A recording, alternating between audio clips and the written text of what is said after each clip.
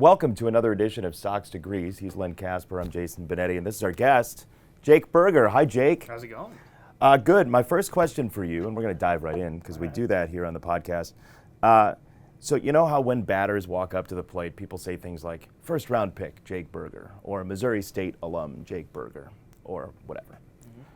Your closest friends from back home, whoever your closest friends are, what would they say? Blank Jake Burger. They call me El Jefe, the boss. I don't know. That's just kind of their nickname for me. But you know, I don't know when they made that, but it's probably in college sometime, and you know, trying to get the boys going one game, and they just started calling me El Jefe after that. But that or Burgertron, that was actually made by Calvin Munson, who's in the NFL now. I played with him when I was 12 or 13, and he's like, you know what would be a sick Twitter handle? Be Burgertron, and it stuck. So one of those two would probably be the two that they would call me. What is your greatest skill to those friends outside of sports? Oh, greatest skill. Well, not responding to texts is a big skill of mine. I'm not a great responder, so that's what they would say. No, you're the boss. You have to respond. I always get back to them. It's just, you know, sometimes it's a few days late. But no, they probably my FIFA skills. Really? I'm next level FIFA player.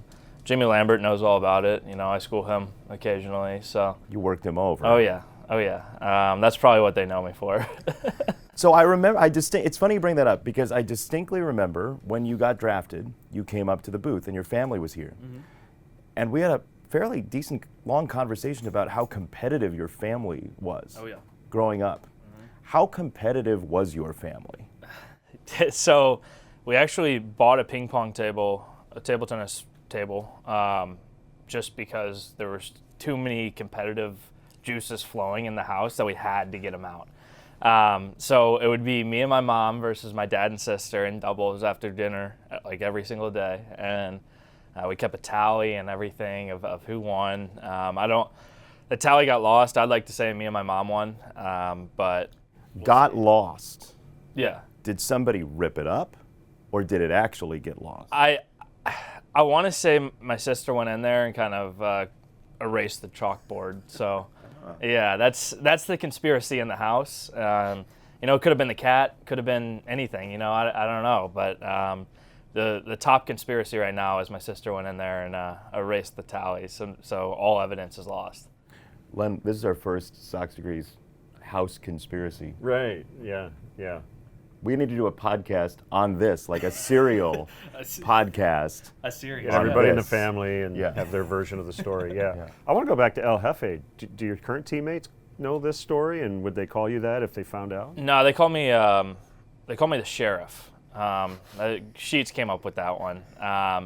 You know, when it gets hot outside, it's sunny. I wear my aviators. I kind of look like a sheriff. So, and I walk around like a sheriff, I guess. I don't know. So that's kind of the nickname in the clubhouse. So this is fascinating. So your older friends, you're the boss. Your new teammates, you're the sheriff. So there's a connection there somewhere. Yeah, so what does that say about you? I don't know. Maybe it's just I'm stern. I don't know. I care too much, you know. How do you walk that you walk like a sheriff? I don't know. Chest popped out, you know, kind of all confident. I don't know. You'd have to bring Sheets in and get the full story there. Well, I will say this. I do think the way you carry yourself, there's a little mystery there, and I think that's a good thing. And it's probably because you're thoughtful. But have you ever had teammates kind of like try to get in there and go, "Hey, what's going on in there"? No, I mean they rip me for, you know, I'm like constantly moving during the national anthem, and you know, like I can't sit still ever, you know, that type of stuff. And they're always kind of like questioning, hey, just take it easy, like calm down. And I'm like, no, this is just me. I'm just high energy, like going all the time. Like that's just who I am. But yeah, so I don't know. I like the mystery in there, and they try and get inside the head occasionally, but you know, it's a mystery for a reason. All right, so let's talk about the energy. You often hear the term at the big league level, he's a duck on water, he looks calm at the top, but the feet are moving below the surface. Has the game slowed down for you? They say that it does as time goes on, and did it feel really fast last year? Yeah, last year it definitely felt fast, and it was more of those like, I cannot believe I'm even here, after everything that's happened. And that a lot of at-bats I felt very comfortable last year, and then like some of them I just felt overmatched or sped up. This year it's just kind of, I feel calm, I feel collected, I feel like my routine in place is really, really strong. I'm getting to work with Frank every day and kind of honing in some mechanical stuff and some approach stuff. I just feel like I belong, and that's kind of how I go about it. And very, very calm, but I think I also understand how much work it takes. Last year I didn't do as much scouting and stuff like that, where this year I've really put an emphasis on like scouting on my own and like bringing it to Frank and, hey, this is what I'm going to hunt today, like, and kind of get him to sign off on it, So that's kind of how I've taken it this year, a lot more focus on that. There's always a kind of a visceral big league moment that guys kind of remember, whether it's just seeing the uniform hanging in the locker or, you're around teammates in spring training, but it's different here, right? What was your big league moment where you're like, wow, I'm really here? I would say probably the Astros series last year. It was good crowds every single night. Like it just felt like playoff baseball in a sense, and so that was just unbelievable. And you just kind of like take it all in. I talk to Joe McEwing all the time, obviously, and he's like, dude, just like kind of sometimes just take a step back and just kind of look throughout the stadium and just like see where you're at. So that, and then I would say the other moment was my buddies were watching, and they're like big Shohei Ohtani fans, and Ohtani like gave me a butt slap and said hey to me, and I'm like, dude, it's one of the greatest players probably of all time that's saying what's up to me. Like that's crazy. So that was another moment for me. So you got a bunch of texts from friends like, Ohtani? Yeah, like, that's sweet. Yeah, hey, can you get my autograph? Get his autograph for me? I'm like, guys, like, I'm playing against them. Like, I'm not gonna like, hey, can you sign a ball right now? No, but that was a week later. You texted that. Yeah, exactly. Yeah, no, that's the. So let's get into texting here. So like, there's always this assumption that you have to respond, but if you don't respond within a day, then now you start to feel bad, and then you're like, well, it's 2 days or 3 days. You're like, well, 4 days isn't going to really matter because it's already past that point of no return. But texting gets a little funky, doesn't it? It does. Yeah. It does. I respond to my family on time, so that's all I'm worried about. And I think my friends expect like, hey, like he'll respond when he's like looking at his phone, but like if you send me a text and I'm doing something, me, like I'm always on the go, like mentally, so I'm just I'll respond when I get to it. When did you know that you were always on the go mentally? Like when was that for you? I would say before the injury I was, and then I think when I had the injury, like I kind of slowed down and I really didn't like it at all. And then I kind of got back into that flow state of constantly like knowing where I'm going to be at, constantly like doing stuff every hour. And that kind of changed around, I want to say like May or June of 2020. And that's when I was playing tennis every day, biking, swimming, walking. And I kind of like found joy in the fact that I'm like constantly mentally getting challenged both competitively and intellectually. So that's kind of when I'm like, okay, this is just like who I am, and I constantly need to keep that up. How much did you feel like you lost who you were? A lot, yeah.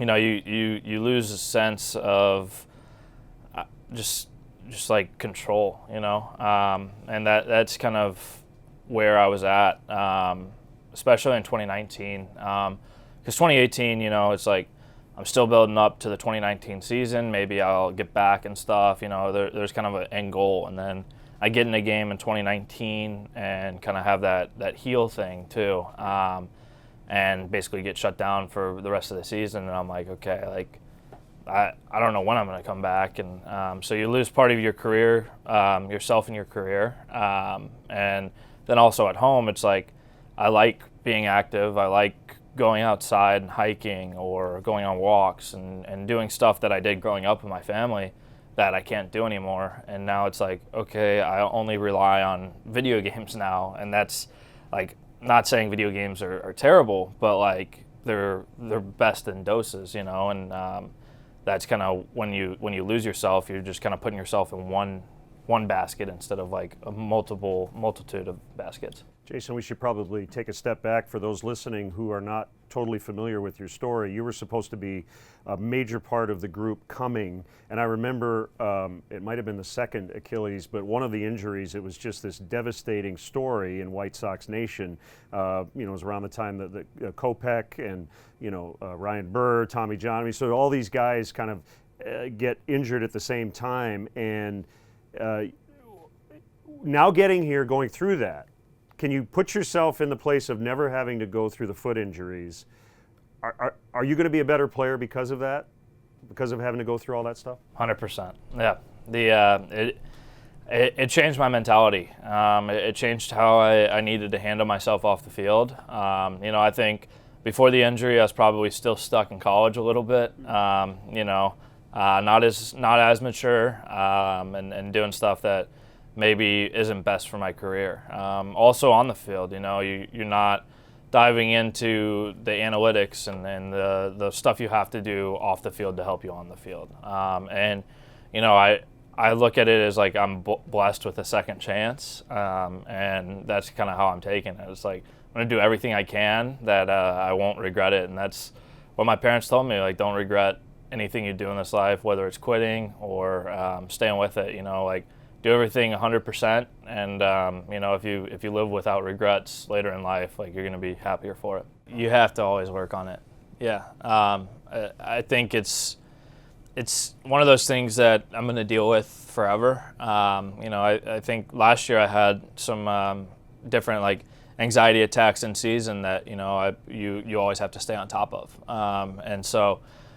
For me, it's those 5 burger bombs that I kind of released this off season that keep me grounded. Especially meditation has kept me grounded, especially with the adrenaline up here. You always have to make sure your mental health is on top of things. That's the most important. So, you're always going to have to keep going with it. So that's the advice I'll give. Where do you think we are in this game with mental health? I think we need to do better. It's tough. We're getting there. Adding mental skills coaches and psychologists to the team that you can kind of constantly have interactions with them. But overall, it's especially this game. You're playing every single day, so. It's tough to be in a good mental state when you can't really take a step back from the game and without missing games, So I think we're getting there. I also think that there's a lot more we can do, both from talking about it and how we interact with fans and just kind of how we interact with each other. I think that that can get a lot better. How? I would say, especially like. This is something that is tough because we all have social media. I think social media is probably a bad thing for professional athletes.